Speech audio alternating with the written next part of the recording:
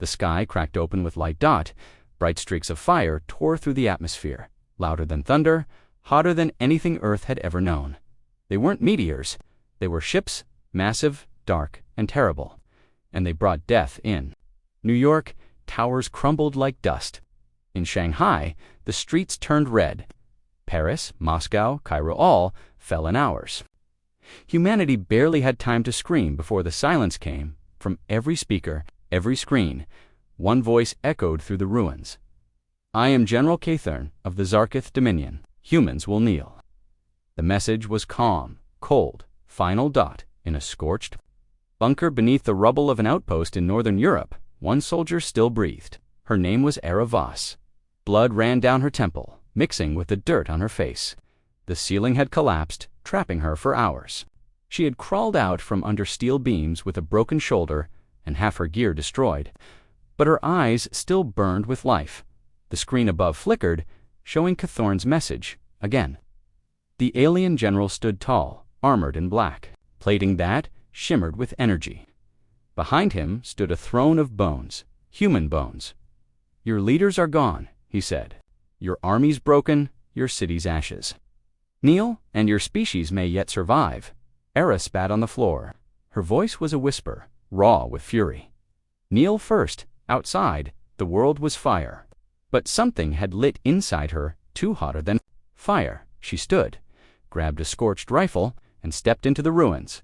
She wasn't done by the third day. Earth had no governments. The internet was gone. Satellites were fried. Drones patrolled the skies like vultures. The Zarkith didn't take prisoners. Anyone who resisted was executed in the street. Era moved from shadow to shadow, careful and quiet. Her training as a fighter pilot hadn't prepared her for this. But war was war. In the ruins of an abandoned hospital, she found 3 survivors, 2 soldiers, and a teenage girl with dust in her lungs and eyes that had seen too much. The soldiers looked up when Era entered. "You alone?" one asked, voice trembling. "For now," Era replied. "Resistance is dead," the other muttered. Era knelt beside the girl and gave her water. Then she looked back at the soldiers. "No," she said, "it's about to be born." 2 weeks passed. The Zarkith controlled most of Earth. They converted factories into shipyards, cities into supply hubs, and children into workers. But strange, reports began to spread. A patrol gone silent in Berlin, a storage base exploded in Cairo, Zarkith officers shot in their sleep, and in each case they found something carved or painted nearby. A single word, KNEEL. The general's command grew angrier with every passing broadcast. "This rebellion is pointless. You will break, you will kneel." But they didn't. Not all of them. Era's resistance unit grew from 3 to 30. Engineers, medics, retired Marines Van, a former senator with a limp and a shotgun. They struck fast, never staying in one place. They wore scavenged armor and carried alien weapons powered by stolen cores. They became ghosts. Era never led. From the back, she was the first through the door, the last to leave. Her voice was calm under fire, and her eyes saw more than maps or plans. She saw anger, loss, and fire in every face. She gave them direction, hope, and she gave them victories one night. In the ruins of a Zarkith listening post, Era stood before a burning tower. A captured officer lay at her feet, barely breathing. She knelt, looking him in the eye. "Tell your general," she said, "that humans don't kneel." She took a knife, carved the words into the chest plate of the dead soldier, and left the body hanging from a broken Cums dishlit by fire, visible from orbit. The message reached Cathorn, and for the first time, the general hesitated. In orbit, aboard the Dominion flagship Vrexel Catherine Paste. "She's just a human," one officer said. "She's something else," another whispered. "Perhaps she's what they become. When they lose everything," Cathorn growled. "Then we take more." He ordered executions in every controlled zone. 10 civilians for every soldier lost. Hundreds died. Entire districts were leveled. But instead of fear, something else spread ridge across. Earth new voices rose. "We fight, we burn. We make them kneel." And they all whispered one name. Era Voss. One day, in a small town in Eastern Europe, Era's team hit a convoy carrying advanced weapons. The mission was simple steel. Destroy, disappear. But it wasn't a convoy, it was a trap. Zarketh gunships surrounded the town within minutes. Drones screamed from above. Plasma rounds tore through buildings. Era ordered her people to retreat, but she stayed. A soldier grabbed her arm. "You'll die, maybe," she said, "but not before I make him bleed." She ran straight into the heart of the fire in the burning town square. She faced one of Cathorin's commanders, a towering beast with 4 arms and a grin full of metal teeth. "You think you're a hero?" It laughed. "You're just meat, with luck." "I'm the reminder," she said. "Of what?" "That your kind can bleed." She pulled the pin on a stolen gravity mine and threw it between them. The blast flipped the commander into the air. She leaped, landed hard, and emptied her weapon into its chest before the body hit the ground. Zarketh reinforcements closed in, but she was already gone, melting into the smoke. That night, Cathorin spoke again. "Eravos, you are marked. Surrender, and I may spare your people." She responded by hijacking a Zarketh signal tower and broadcasting her own message, her face battered, uniform torn, blood on her hands. "You want me to kneel?" she asked. Then she stared into the camera. "Come, make me." In the shadows of broken cities and the bunkers beneath the ground. In every place the Zarketh called conquered. Humans watched that broadcast, and they stood up. Mothers handed rifles to daughters. Fathers rewired drones. Children whispered her name. Eravos, the one who did not kneel. By the end of the month, over 1,000 resistance cells operated worldwide. They were untrained, under-equipped, but they had fire in their hearts, and a leader in the dark. Aira, she no longer dreamed of survival. She dreamed of vengeance, and one day she promised she would look Catharn in the eye and say the words that burned through the world. Smoke still clung to the sky like a dying ghost. It had been 3 days since Eravos escaped the trap in the ruined town. Her ribs were cracked, her shoulder bled from a fresh burn, but she was alive, and the spark she lit was spreading faster than fire. The resistance had grown. What once was a scattered band of survivors had become a real force. Not an army, no, they were far from that. But they had plans now. Coordinated strikes, hidden bunkers, engineers building bombs from scrap, hackers stealing intel from fallen towers, even alien weapons twisted to work in human hands, and everywhere. They struck. They left behind a message. Neil, Era, sat on the edge of a half-destroyed rooftop in what used to be Warsaw. Below her, the city was broken, but not dead. Lights flickered underground. People moved through tunnels and basements. The Zarketh thought the city was secure. They were wrong. Era adjusted her scope, watching a patrol of alien soldiers march down the street, 10 of them, fully armored, each one holding a plasma rifle strong enough to tear through steel. Behind them walked 5 chained prisoners, humans. Her jaw tightened. From her earpiece came a soft voice. "Team's ready, Commander." Era didn't hesitate. "Go loud." The first explosion hit seconds later. A streetlight burst, sending shrapnel through the patrol. 2 aliens dropped instantly. From the rubble, resistance fighters rose like phantoms, firing, moving, covering each other. Era dropped into the fight from above. She landed behind the last Zarketh guard and drove her knife through the creature's neck joint. It screamed a wet metallic howl and collapsed as she yanked her blade free. Another soldier turned, aiming at her. But before it could shoot, a young fighter named Rez put 2 bullets through its chest plate. "Thanks," Era said quickly, nodding once. "Any time, Commander?" By the time the smoke cleared, all 10 aliens were dead. The prisoners, still shocked, stared at their rescuers. One woman, trembling, asked, "Are you?" "The one from the broadcasts." Era didn't answer. She simply cut the chains and handed her a pistol. That night, back in their hidden base, the celebration was quiet but real. Old soldiers smiled again. Children laughed for the first time in weeks. Someone found a bottle of wine and passed it around. Era sat in the corner, wrapping her wound. Colonel Thorne approached an older man with sharp eyes and a stiff leg. He had been a commander before the fall. Now, he was Era's second in command. "No, they're starting to call you something," he said, sitting beside her. "Whew," she replied without looking up. "The ghost of Earth." She gave a short laugh. "I'm not a ghost. Thorn shook his head. No, you're worse. You're a nightmare for them. She paused. That's the point. He looked at her seriously. How long can we keep this up? Our people are running on scraps. Ammo's low. Half our medkits are empty. And the Zarkith just landed more dropships in Africa and Asia. They're spreading fast. Era finished tying the bandage and finally looked him in the eye. Then hit harder, smarter. We stop fighting like soldiers and start fighting like wolves. The next strike was bolder. Era had found something rare intel from a hacked Zarkith relay drone.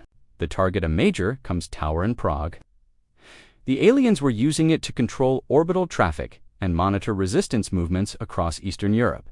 Destroy it, and they'd go blind at least for a while. But the tower was heavily guarded. Era studied the layout with her team. For entrances, 1 shield generator, 2 gun turrets, and a patrol rotation every 6 minutes.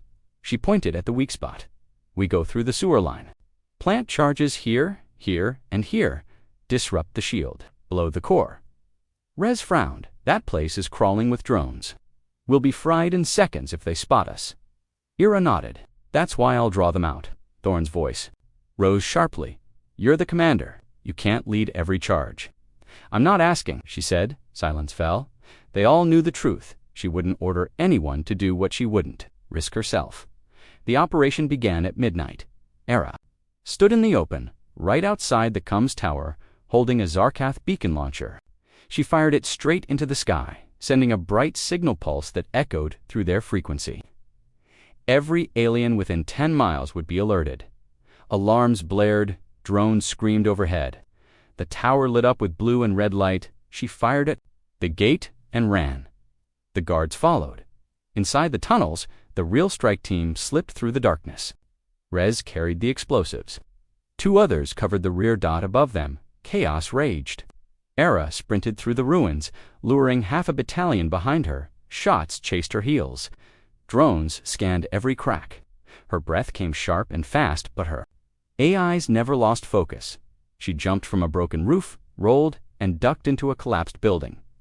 Down below, Rez set the final charge. We're in position. 30 seconds. Era checked her timer. I'll be there. But she wouldn't. She was still 2 blocks away on the Zarketh had cornered her. A tall enforcer unit stepped forward. Its claws sparked with heat. Human, it growled. You die now. She smiled. Not today. Then the tower exploded. The blast shook the earth. Blue flame ripped through the Cums core, shredding circuits and tearing the upper structure apart. Debris rained down like burning snow. The entire skyline glowed for a moment, then fell into darkness. Era used the shock to escape. She crawled through rubble, dragging herself into a tunnel. Blood poured from her side. Her arm was broken, but she was smiling. Back at base, Thorn stared at the burning skyline through binoculars. She did it, he whispered. And the rest of the team, bloody, tired, half-starved, cheered across the planet. Other resistance groups saw the explosion through hacked satellites, and they understood the message. Earth was not done fighting, and now the aliens were blind on the Zarketh flagship in orbit. General Catharn watched the tower collapse on a large holoscreen. His armored fist clenched. He roared, "How does she keep surviving?" No one answered. Another general tried to speak. "Perhaps it is time to send the hunters." Catharn turned and snapped his neck with one blow. No more toys. No more warnings. He leaned forward. "Bring me her head." But back on Earth, in a hidden underground bunker, lit only by old generator lights, Era Voss lay on a metal table unconscious, broken, but alive. Her hand still held a scorched piece of Zarketh armor. The word carved into it, KNEEL. The medical room was cold and dim. Era Voss opened her eyes slowly. The light overhead flickered like a dying candle. Her side burned. Her arm was strapped in a sling. Every muscle screamed, but she was alive. She tried to sit up. A medic appeared beside her instantly. "Easy," he said. "You've got 2 fractured ribs, a shattered elbow, and 2nd-degree burns." Ira looked at him and said nothing. Outside the door, she could already hear the sounds of planning new recruits training. Engineers arguing over parts, someone shouting coordinates over the radio. The resistance was still alive. She gritted her teeth and forced herself to stand. "You're not ready," the medic protested. "I'm not dead either," she replied. By nightfall, she was in the command room with Colonel Thorne and Rez. "We've confirmed it," Thorne said. "Zarkith, command lost full access to their comms grid. Whatever backup network they had is local only and they can't coordinate across continents." Era nodded. "Good. That gives us time." Rez looked uneasy. "They're not going to sit back and watch. Kytharn is going to hit harder." "He already is," Thorne said grimly. 2 more resistance cells wiped out in South America. Civilians executed in retaliation. Children. The room fell silent. Era stepped forward and placed a small metal object on the table. It was a Zarkith combat plate-tripped from a dead commander. On the front, she had carved something into the alloy with a plasma torch. "You bleed, too." "I want this delivered to Kytharn," she said. Rez blinked to the alien flagship. "In orbit?" "Yes," Era replied. "Let him know we're not done. Let him know I'm coming." Thorne looked skeptical. "How?" Era turned to a young engineer at the edge of the room. "We still have that crashed recon drone." "Yes, Commander. We've been repairing the guidance module." "Then we use it." It took 2 days to prepare the drone. The engineers gutted its navigation system, replaced its beacon with a custom message, and loaded the combat plate into its sealed cargo bay. The team knew it was a suicide flight, but the message was more valuable than any weapon. As they stood in the clearing, prepping the launch rail, Rez stepped up beside Era. "This is risky. I know. If they track the launch, they'll know where we are? I want them to?" Rez stared at her. "Why?" "Because I want him to look down at Earth and wonder where I'll strike next." She hit the trigger.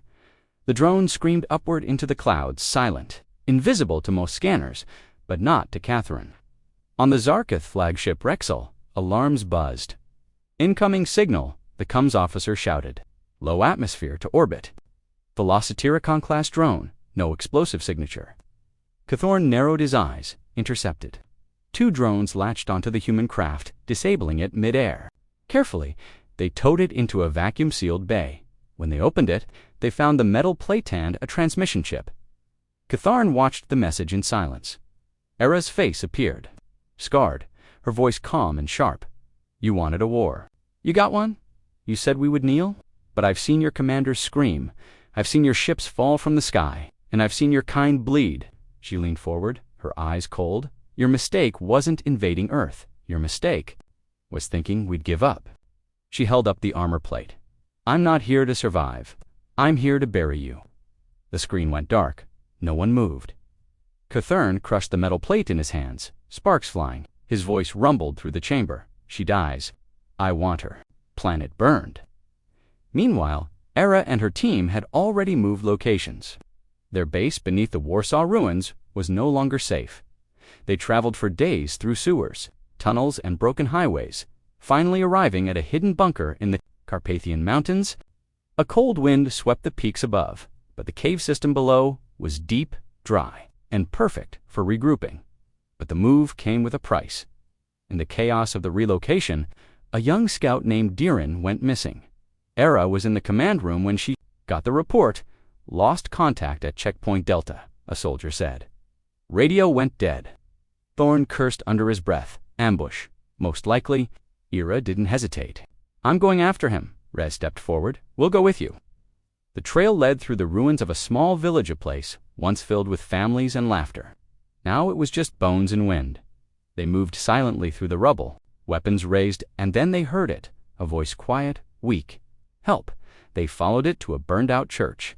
Inside, they found Diren tied to a pillar. Blood dripped from his face. His uniform was torn. Era ran to him, but the moment she stepped forward, Diren's eyes widened in fear. "No, don't. Too late." The floor exploded beneath them. Rez was thrown into a wall. 2 soldiers went down hard. Smoke filled the air. And from the shadows came figures, Zarkith, assassins, sleek, fast, silent. Era rolled, grabbed her sidearm, and fired. One alien dropped. Another came from behind. She ducked, stabbed upward, and drove her blade through its jaw. Rez scrambled to his feet, dragging Diren to cover while laying down fire. "Fall back," Era shouted. They fought their way out wounded, bleeding but alive. They reached the tree line just before sunset. Behind them, the church burned again. Era stood in the falling snow, watching the flames rise. She wasn't angry. She was focused. Back at the mountain base, Deeren sat in the infirmary, shaking. "They knew our location," he said. "They were waiting. They asked about you." "What did you tell them?" Era asked. "Nothing," he whispered. "But they kept saying one thing." "What?" He looked up, pale. "They said, 'Cthorn is coming.'" The next day, Thorn brought her a map. "Satellite data recovered from the hacked Zarkith network," he explained. "They're building something deep in the forests of western Ukraine. Massive energy readings. Looks like a command hub or maybe a planetary relay system." Era studied the data. "If we take that out, they lose half their battlefield control," Thorn finished. "It's a trap," Rez muttered. AIRA didn't argue. "Yes," she said, "but we're going anyway." They called the mission Operation Silence. Under the cover of snow and shadows, 24 fighters moved through the frozen trees. They wore armor painted white, carrying EMP bombs and stolen alien rifles. Drones hovered above them, feeding live data to their pads. The Zarkith command hub was buried in a ravine heavily shielded, guarded by towers, and crawling with troops. Era stared at it through her scope. "Rez, you and your team take the left. Flank, Thorn. Disable the turrets. I'll breach the front." Rez blinked. "Alone? They'll focus on me." The plan worked until it didn't. Thorn's EMP charge took out the turret grid. Rez's team blew the west wall. Era stormed the front gate, shooting 2 guards before they could raise the alarm. But then something unexpected happened. The base wasn't empty. It was full. Yay! Tharn had predicted her move. Alarms howled. Plasma fire lit the night from the sky. A Zarkith warcruiser descended, blocking their escape. Era was pinned behind a steel barrier, Rez's voice crackling in her earpiece. "We're trapped. They surrounded us." Era didn't hesitate. "Fall back now." "What about you?" "Go."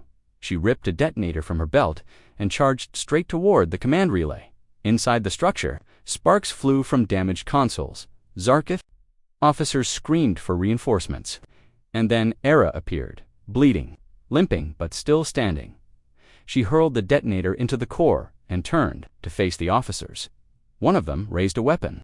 "You'll die here," she smiled. "I know." The relay exploded. The mountain shook. The cruiser lost power mid-air and crashed into the trees. Fire spilling through the valley, the resistance escaped into the night, but Era didn't return. 3 days later, as Thorn and Rez buried their dead, a signal came through. A nearby outpost had recovered a body burned, bruised, but alive Era Voss. She limped through the camp gates, wrapped in torn cloth, still carrying a piece of the Zarkith relay core. She handed it to Rez and whispered, "Their command link is down." And then she passed out. The medics saved her again, and, while she slept, her name spread across the world. The ghost of Earth, the one who walked through fire, the one who made aliens bleed. Snow drifted across the valley like ashes falling from the sky. Era Voss stood on the cliff's edge, her coat flapping in the cold wind. Below her lay a nightmare, a massive Zarkath slave complex dug into the earth like a scar. The alien camp was surrounded by razor wire, spotlights, drones, and watchtowers. Inside, thousands of humans worked day and night, building weapons and parts for the Zarkith war fleet. Children carried steel. Elders moved crates. Some collapsed and were dragged away, never to be seen again. Colonel Thorn stepped beside her. "There could be over 10,000 in there," he said quietly. "More," Era replied, her voice low and sharp, "and every one of them is in chains." Rez appeared behind them, clutching a cold-weather rifle. "You really want to hit this place?" Era didn't answer right away. She just stared down at the camp, her jaw clenched. "They're using our people to build the next wave of weapons. Bombers, walkers, orbital cannons," she said. "If we don't stop it now, they'll wipe out the last resistance cells in a month." Thorn shook his head. "We don't have the numbers for a full assault, and if we attack directly, the prisoners could be caught in the crossfire." "No," Era said. Then she turned toward them. "That's why we're going to start a fire, from the inside." That night, Era and Rez disguised themselves in scavenged Zarkith armor. their faces covered with breathing masks and dirt. They carried fake ID chips and empty weapons. With the help of an old resistance hacker named Leary, they inserted their biosignatures into the patrol logs just long enough to slip into the work camp as new enforcers. The gate guards didn't blink inside the camp. The smell hit them. First sweat, metal, fear, and smoke. Humans moved like machines, their eyes hollow. Drones hovered above them, watching every move. One mistake, and a whip or bolt followed. Ira gripped her hidden knife under her armor. She had been in battles, burned in fire, buried in rubble, but nothing made her blood boil like this. "This place is hell," Rez whispered through the cum in her ear. "It's not going to last," Ira replied. They made their way through the complex, mapping, guard stations, and drone patterns. In the far corner of the yard, they found a storage shed filled with unstable plasma batteries. Ira's eyes narrowed. "That's our fire." Over the next 2 days, they made quiet contact with prisoners who still had fire in their eyes. An ex-military engineer named Silas, a teenage girl named Mira who had memorized the guard shift schedules, an old woman who had once been a freedom fighter in the first weeks of the invasion still alive. Still angry, Silas whispered to Ira one night, "If we strike, they'll kill us all. Unless we kill them first." Ira handed him a tiny detonator. "Then, let's kill them first." On the third night, the spark was lit. At exactly 1 o'clock, the plasma batteries detonated. The explosion tore through the northern wall of the complex, lighting up the sky in a flash of blue flame.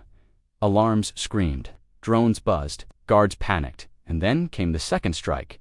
From within the crowd of prisoners, dozens pulled hidden blades, clubs, and stolen tools. They charged. Silas tackled a guard and took his rifle. Mira threw a pipe at a drone and smashed it with her boot.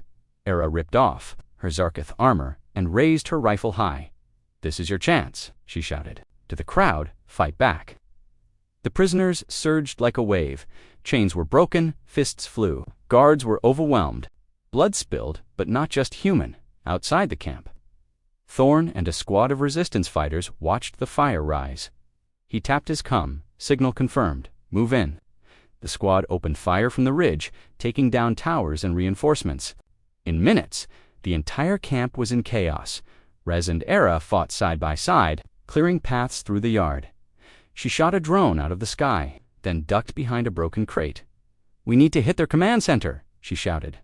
Rez pointed. "That building, north end." They charged together, bullets flying inside. They found the Zarkith camp commander, a towering brute with steel tentacles and a chest full of medals. He snarled and slammed a plasma blade into the wall. "You dare rise against the Dominion!" he roared. Ira didn't speak, she just fired. The shot hit his shoulder, spinning him backward. He roared again and lunged. Rez dove out of the way. Ira dodged the blade, rolled and stabbed her knife deep into the joint behind the alien's leg. He stumbled. Rez fired again 3 shots to the chest. The Zarkith commander fell with a howl that echoed across the camp.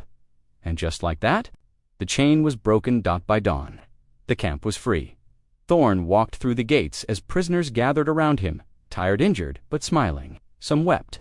Others just stared at the rising sun like they hadn't seen it in years. Silas stood beside Ira, holding a salvaged rifle. "You lit the fire," he said. "Now let us burn with it." Ira nodded. "You're not prisoners anymore. You're soldiers." Later, in a cleared-out command bunker, Ira broadcast a new message. This time, it didn't go just to Earth, and with Leary's help, the signal reached orbit. Her face appeared across stolen screens, flickering on every Zarkith base and ship in Earth's orbit. "To General Catharn," she said, her voice cold and strong, "we took your slave camp, we freed your workers, and we used your weapons to do it." She leaned closer. "You told us to kneel, but you made one mistake."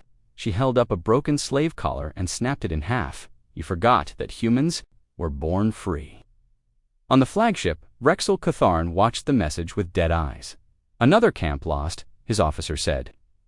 "That's the 6th this month." Catharn rose from his throne slowly. His armor creaked like thunder. "We'll go to Earth myself," he said. "But, General," he raised a hand, "this ends now. I will make her kneel, or die trying." Back in the mountains, the resistance gathered. New soldiers arrived every day, former prisoners, escaped workers, even deserters from alien-controlled regions. They brought stolen gear, maps, and raw anger. Era stood before them on a rocky ridge. Wind in her hair, snow at her feet. You've seen what they do. You've felt it. Now we fight together. Thousands stood below her. She raised her fist. This is Earth, and we will never kneel. The mountains shook with the sound of voices. Rising together, it was no longer a spark. It was a firestorm. For weeks, Eravas had struck from the shadows. She'd hit patrols, destroyed relay posts, freed slave camps. The resistance had grown. Earth's underground armies had learned how to strike like ghosts and vanish into the smoke. But now, the sky was falling again, high above Earth. The clouds split apart with fire. The Zarketh flagship Vrexel entered the atmosphere 20 kilometers wide, shaped like a claw, glowing red beneath the clouds.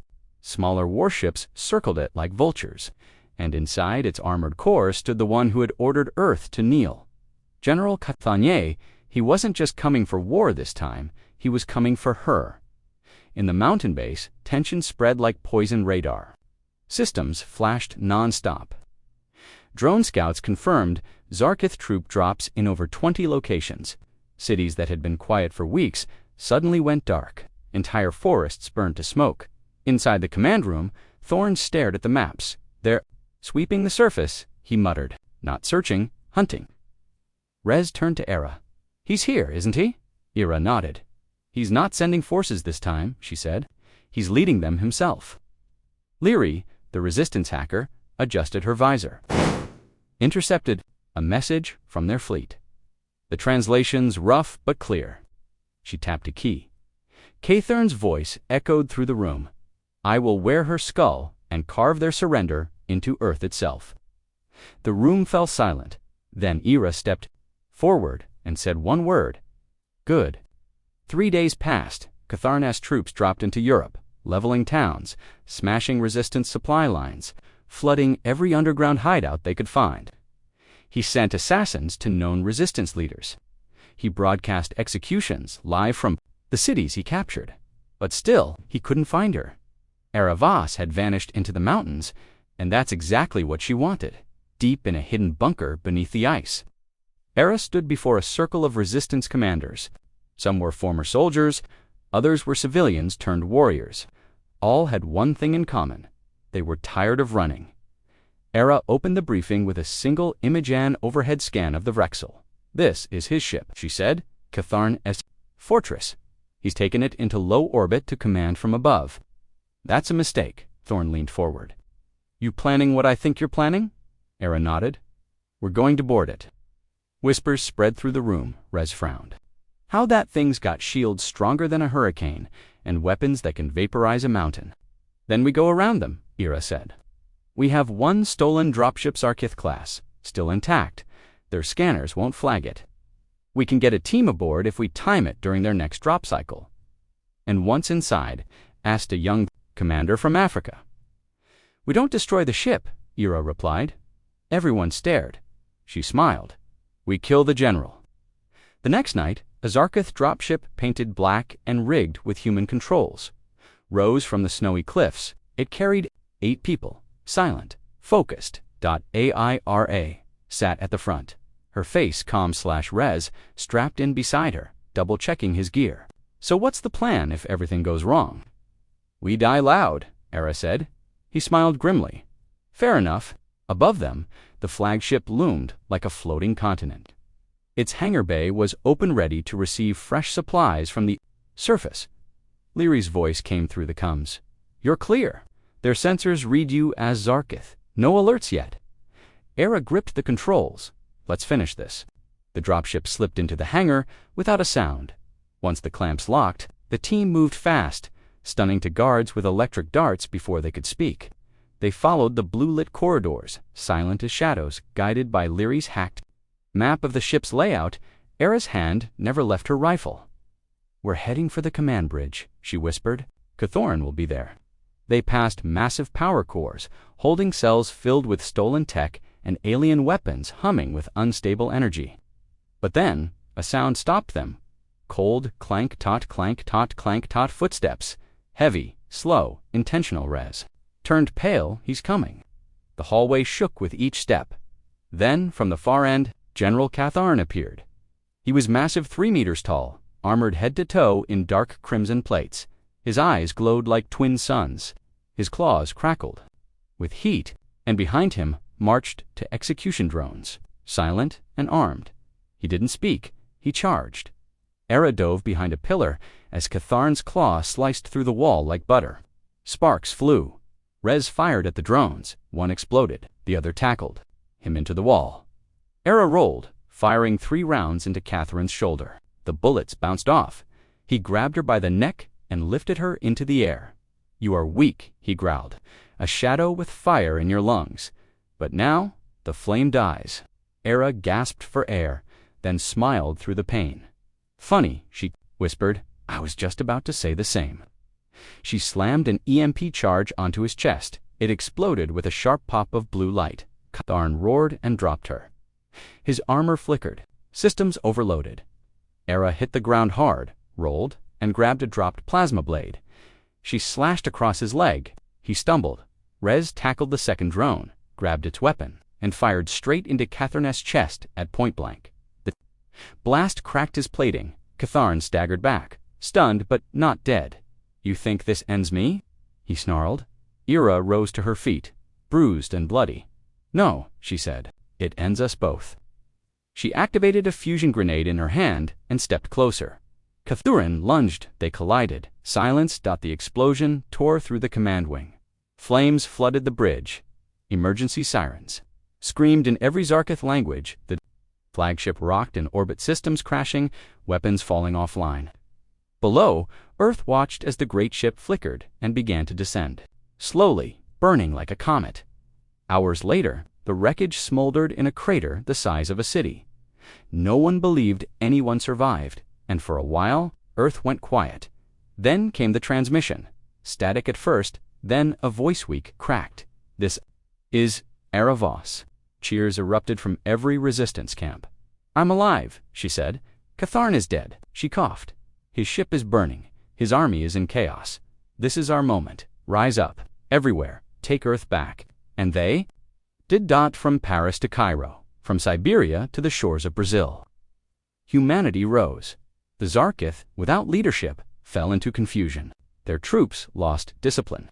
Their ships, without commands from orbit, fled or were shot down. The resistance became an army. Era was carried from the wreck by her team half dead, but still breathing. She had done it. She had killed the monster, had set Earth free. In the weeks that followed, the last of the Zarkith were hunted down. Prisoners were freed. Cities began to rebuild. And in the ruins of the great mountain base, a statue was raised. A woman with a rifle in one hand, a broken collar. In the other, her face was scarred, her eyes sharp. Below her feet were carved the words, "We never knelt." Earth was breathing again. For the first time in months, skies were clear. No fire rained from orbit. No monstrous ships hovered overhead. Across the broken cities, the air carried something strange hope. People stepped out of bunkers and hiding places. Children ran through ruined streets. Old flags were pulled from closets. Resistance cells began calling themselves what they truly were now, liberators. But in the quiet of victory, Era Voss couldn't sleep. She stood on a cliff near the ruins of Warsaw, looking out across the land. Behind her, the remnants of her team moved through tents, helping survivors. Her body still ached from the battle aboard Vrexel. Her left arm was strapped in a brace. Her lungs burned with every breath.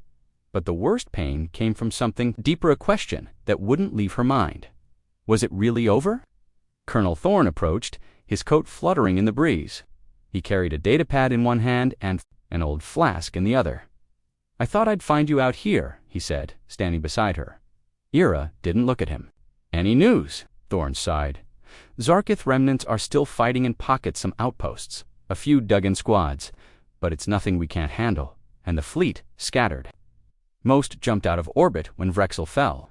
No command, no coordination. They're afraid now." Era finally turned toward him. "Good, let them stay afraid." Thorne handed her the flask. "You should rest. You earned it." She took it, drank, and looked out across the charred landscape again. "They're not gone," she said quietly. "Not all of them." That night, the message came. Leary burst into the war tent, her visor blinking red. "Signal intercepted," she said.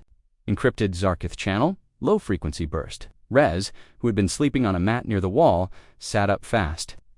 "Another distress call?" "No," Leary said. "A summon." She dropped the recording on the holotable. Everyone gathered. Deep, rattling voice echoed from the speakers. Different from Cathern S. Older, colder, to the survivors of the Dominion. The Arch-Clan stirs. Earth has become a symbol. Symbols must be broken. The Black Spire awakens. Silence filled the room. Thorn frowned. "What the hell is the Black Spire?" Rez looked pale. "I heard that name once. During a raid, a Zarkith officer said it." Like a curse, Leary zoomed into the signal's coordinates. The transmission came from off-world, deep space. But there's more.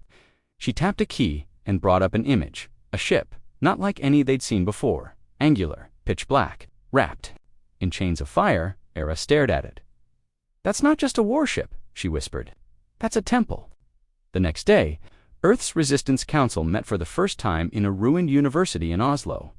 Representatives from surviving armies, engineers, medics, and rebel leaders stood around an old marble table. Era, bandaged and leaning on a cane, addressed them. "We all saw the message," she said. "Catherine was only a blade. This Black Spire is the hand that held it." Murmurs spread. "Earth has earned peace," said a former UN commander. "We don't need to chase shadows into space." "We didn't chase them," Era replied coldly. "They came to us, and they'll do it again." Thorn backed her up. "We've seen their rituals. Their tech is twisted with religion. If Earth became a holy wound to them, they'll send more." One rebel from Asia stood up. "Then we need a fleet." Era nodded. "We start building. Now, use what they left behind. Merge it with our tech. Train fast, fight smarter." Rez stepped forward. "But we'll need to go off-world. Hunt them where they sleep. We can't defend forever. This war isn't over. It's just changing." Era looked around the room. "This time, we don't wait for them to come. This time, we bring the fire." Within weeks, the world shifted again. From hidden bunkers, Earth's engineers pulled alien engines and fusion cores. Scrapped ships were reassembled into jagged, ugly things that could fly faster than any Terran craft had before. Human fighters trained in zero-G arenas, pilots learned to handle Zarkith weaponry. They called this new fleet the Iron Halo. Its symbol was a broken chain wrapped around a star, and at its heart was a flagship crafted from the remains of Rexel itself. They called it the Emberlight, and Era Voss would command it. But before they launched, a warning came.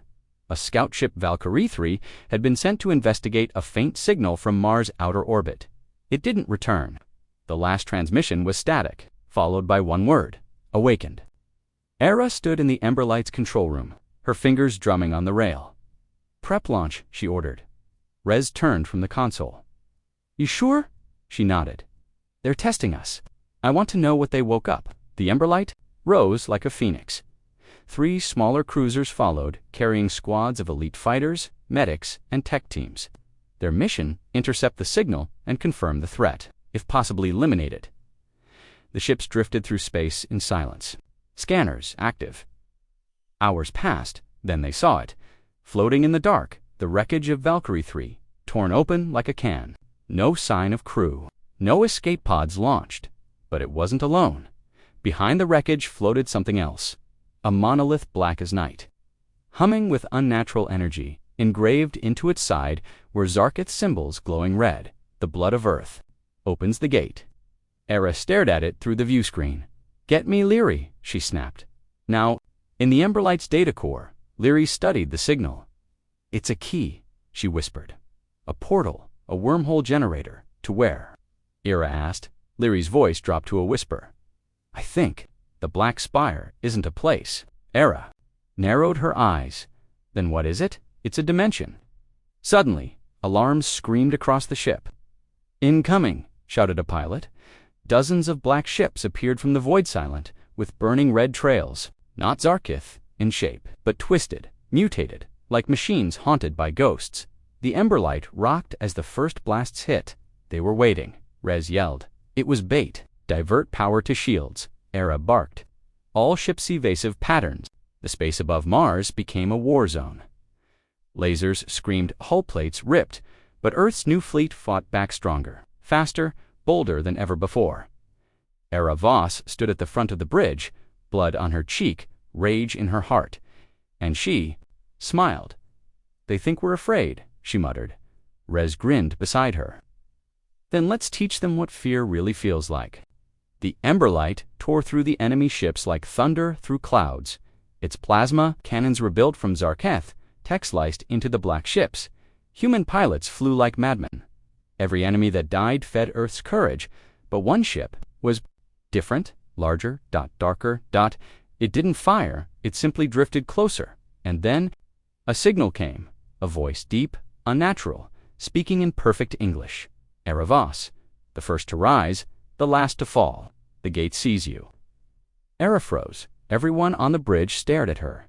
REZ whispered, "It knows your name." And then the black ship vanished into a tear in space. Gone, the battle ended in victory. But it wasn't a celebration, not this time, because now Earth knew something horrifying. The enemy wasn't just alien, it was ancient, and it had seen Era back in orbit. The fleet reformed. The Ember Light returned to Earth's skies, scarred but standing in the command center. Era stared at the stars. "They're not finished," she said. "They've opened something we don't understand." Rez leaned against the wall, arms crossed. "What do we do?" Era turned toward him, her eyes filled with fire. "We chase it. We go through the gate. We take the war to whatever waits on the other side, because Earth would never kneel again. To his gods, not to the Black Spire, not to anyone." The gate pulsed like a heartbeat in the darkness of space. It was massive, twisting with black energy, edges jagged like teeth. It was silent, still, but Era Voss could feel it. She stood on the bridge of the Ember Light, staring at the anomaly through the main view screen. Her crew was silent behind her. No one spoke, no one moved, because they all felt it too.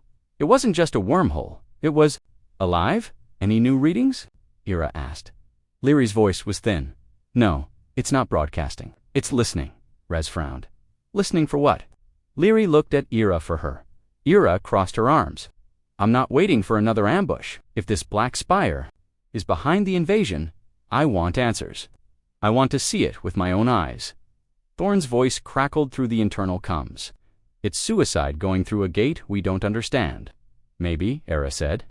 "But we either face what's waiting, or we wait for it to come again." She turned to the crew. "Prepare the Ember Light. We go in 10 minutes. The fleet didn't follow. Only one ship crossed the gate. The Ember Light, the transition, was not like a normal warp jump. There was no tunnel of light, no countdown, no gravity. Shift. Instead, it was like falling into a scream. The stars disappeared. The ship shook. Lights flickered. Era gritted her teeth and clung to the command chair. And then, silence. They came out into a place that shouldn't exist. The sky was blood red. Black spires of metal rose from floating islands that hung in midair, chained to nothing. Rivers of blue fire twisted between them like veins. There was no sun, no planets, just structures. Rez whispered, "It's like a machine built for gods."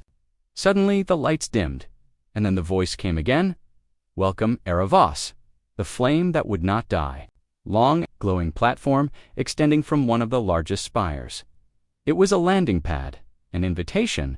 Era grabbed her rifle and locked her armor. "I'm going," she said. Rez stepped forward. "Then I'm coming too." She looked at the others. No one else. "We don't know what we're walking into." Leary looked worried. "It's a trap." "Of course it is," Era replied, "but I'm not hiding." They entered the drop pod. Seconds later, they descended onto the platform. It was deathly quiet. Their boots echoed on the black glass floor. The air smelled of burned ozone and something older like rot and stone. Strange glowing shapes floated in the air, twisting gently, whispering in languages no human had ever spoken. Rez checked his scanner. "There's no life signs." Era kept walking. "There will be." They entered a great hall. Walls rose high, covered in shifting symbols. Energy pulsed like veins beneath the floor. At the far end stood a figure, tall, cloaked in flowing black armor. The one behind all this? The figure's voice echoed through the hall. You call me enemy, but I am correction. Era's eyes narrowed. You invaded our world, killed our people.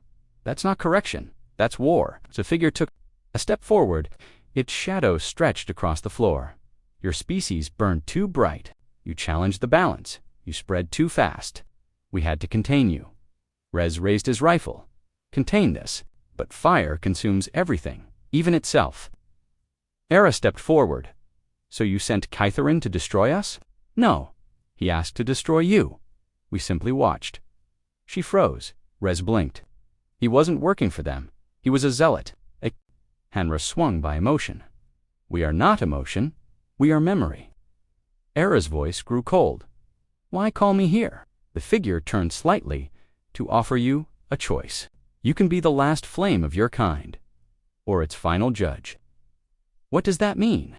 A wall behind the figure slid open, revealing something horrifying. A chamber filled with humans, frozen, suspended in glowing cocoons.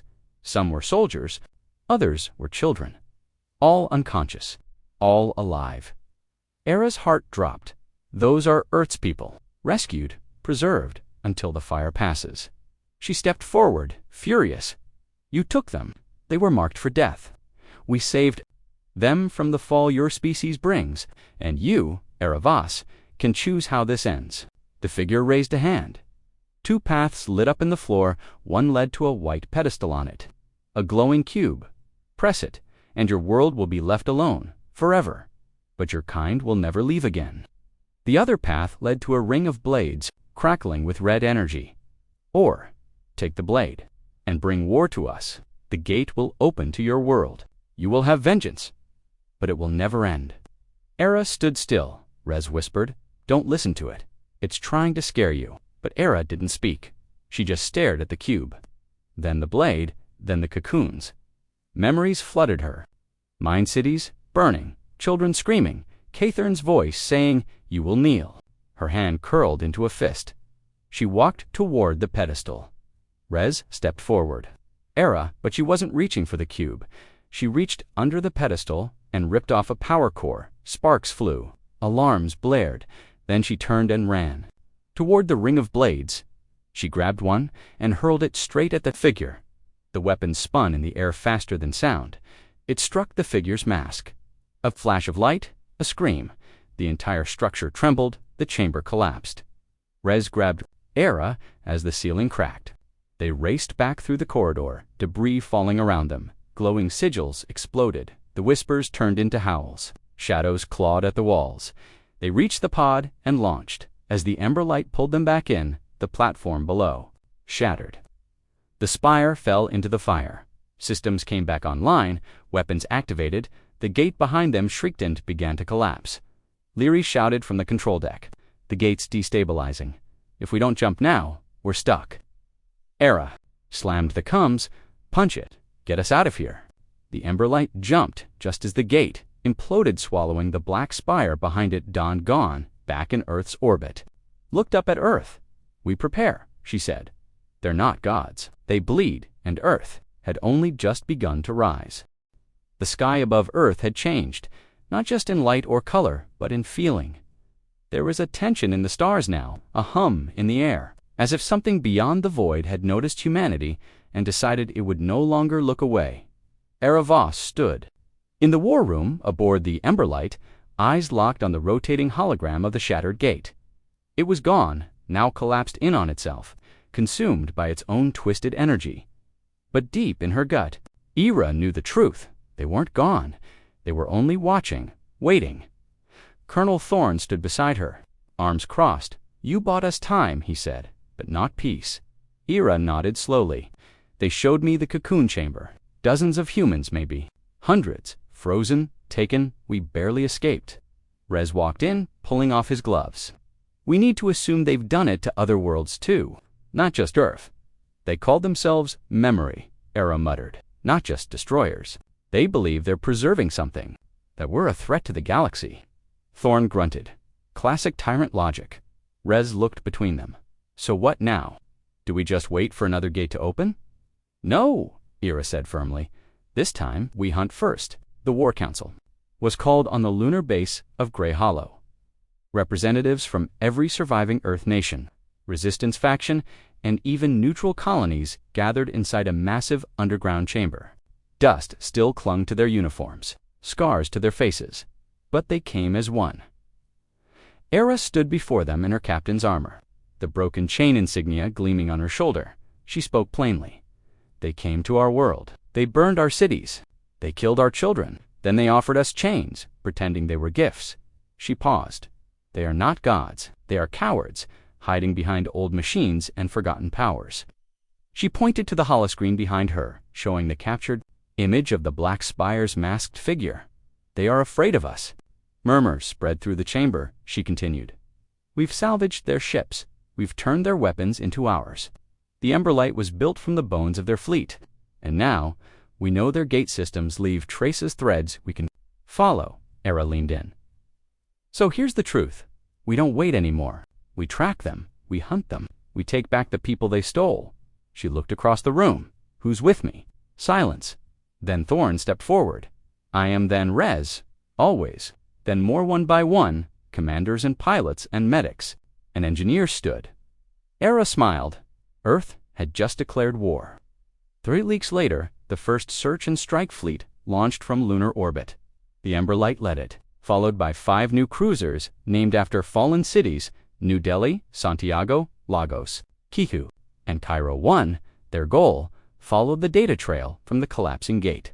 Leary, now in charge of signal mapping, had tracked the resonant signature left behind. It's like breadcrumbs, she said. Not coordinates, but emotional footprints. Places the spire, remembered. The fleet followed the trail into deep space, farther than any human ship had gone before. Through dust clouds, through silence, through dead systems filled with old wreckage and forgotten satellites, until they reached a binary star system named only by a Zarkith code, Site 333, and there they found the first world. It was barren, rocky, lifeless at first glance, but beneath the surface, scanners picked up structures, massive ones, buried domes, power cores, vaults humming with energy. Era's voice was tight over the comms. Prep the ground teams. She, Rez, and 2 squads dropped to the surface in storm gear, weapons ready. Dust blew across jagged cliffs. The sky was orange. Lightning flashed. Across the horizon, they reached a metal hatch, half buried in the sand. Rez knelt beside it. Scanner says there's atmosphere inside. Open it, Era said. He hesitated. You think this is another spire? She shook her head. It's something older. Rez cracked the seal. The hatch opened. They entered a long, dark tunnel, its sloped downward walls covered in metal veins that pulsed with faint blue light.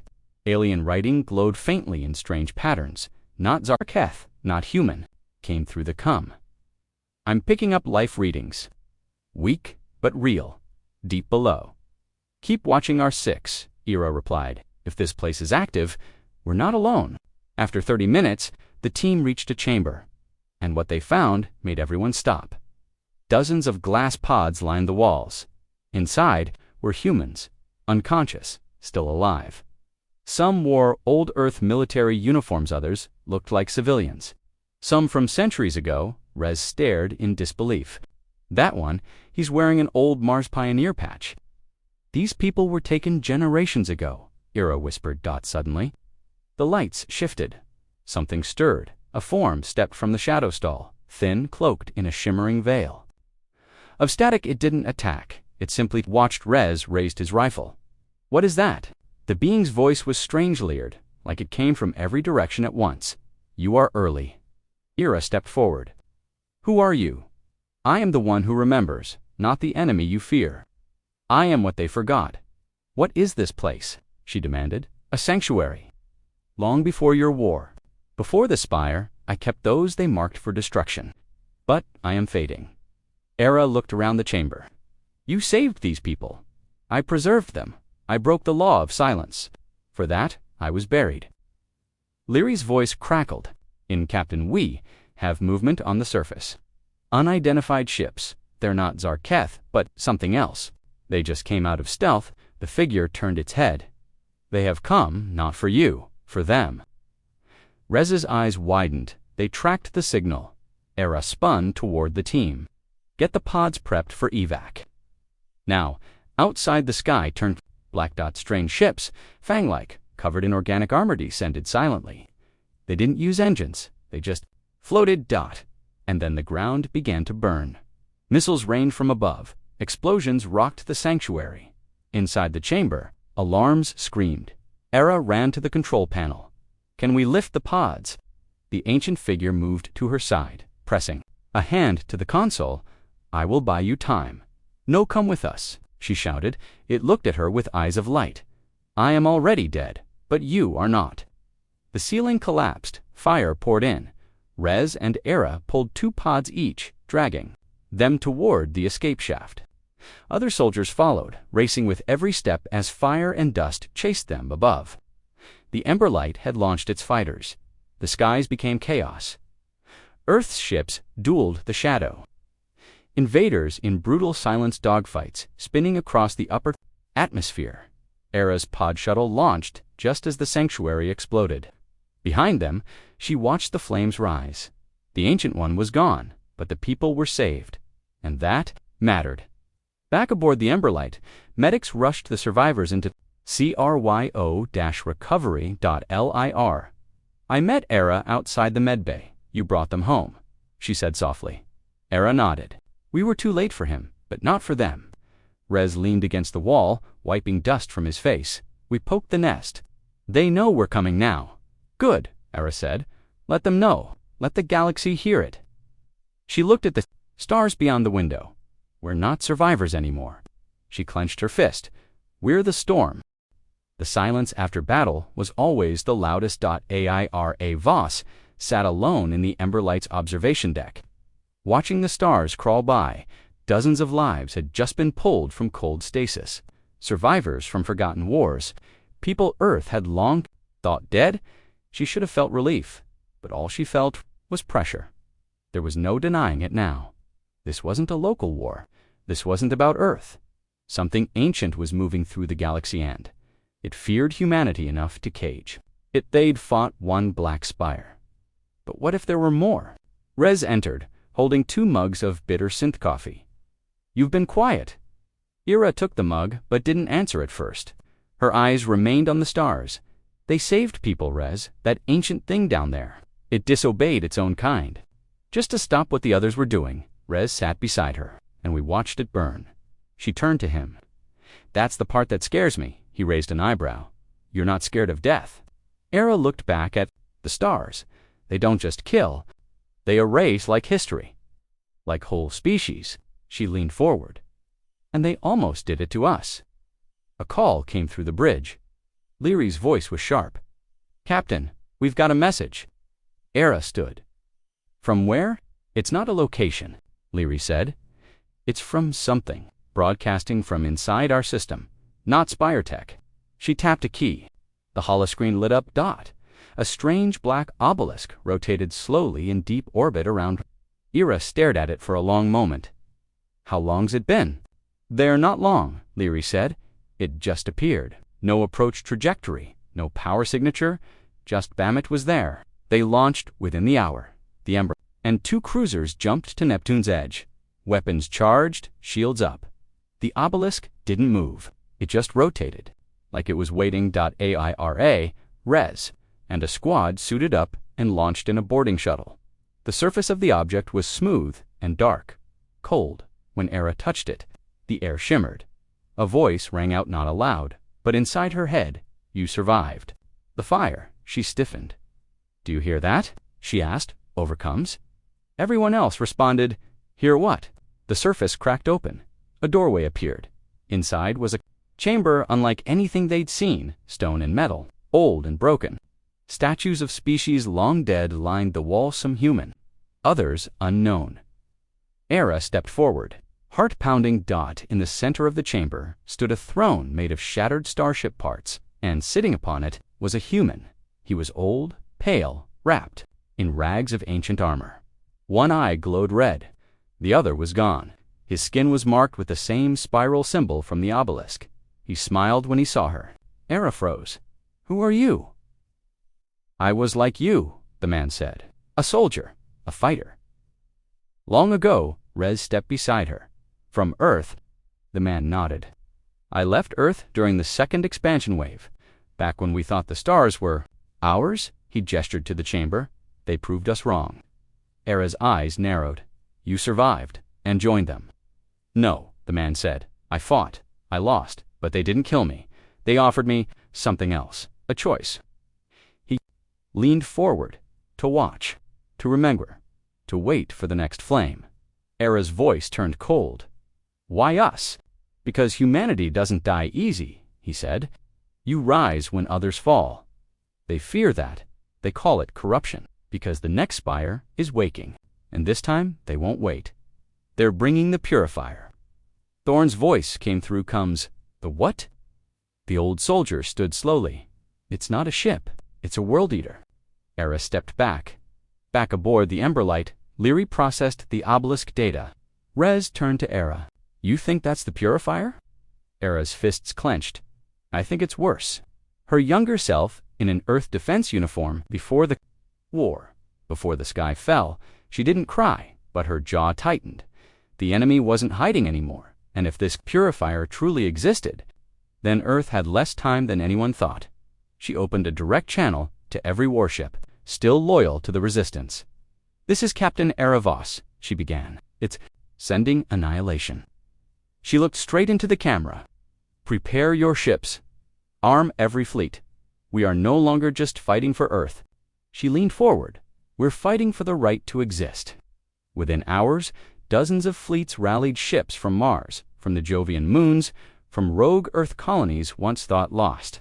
Warfighters, scavengers, science vessels refitted for combat DoD, they gathered in high orbit around the moon and from the skies. They watched as a signal arrived. A tear opened in the stars, and through it came the... It didn't speak. It didn't fire. It just moved. Toward Earth, Rez whispered. What are we looking at? Thorn answered for him. Judgment. The fleet moved. The Emberlight led the charge. They fired plasma cannons, railguns, orbital lances. But it was like shooting sparks at a mountain. The purifier didn't slow. It pulsed once, and entire squadrons vanished, gone, not destroyed, erased. Leary screamed through Combs. It's disrupting space-time, tearing ships out of existence. Era stood firm at the bridge. Get me within 10 kilometers, she barked. There's got to be a core something real underneath, Rez shouted. Are you insane? I'm done running, she said. They flew closer, closer, the purifier responded. Tendrils of energy lashed out, cutting through ships like paper. The Cairo one exploded beside them. New Delhi was swallowed by a red beam. Cracked. Systems failed. Still, Era pushed forward. Lyra, find me that core. Leary screamed, I see IT, beneath the third rotating ring. Every beam, every rail slug, the energy struck the Korand for the first time. The purifier screamed. The core exploded. A ring shattered. The sky turned white, and for one brief moment, it stopped. The purifier drifted, wounded. The rest of the fleet poured fire into the opening. Human ships swarmed like hornets, hitting every weak point they could find. And finally, the impossible happened. The purifier cracked, then shattered, then imploded into light. Gone. The battle was won, but the cost was massive. Thousands dead. Hundreds of ships destroyed.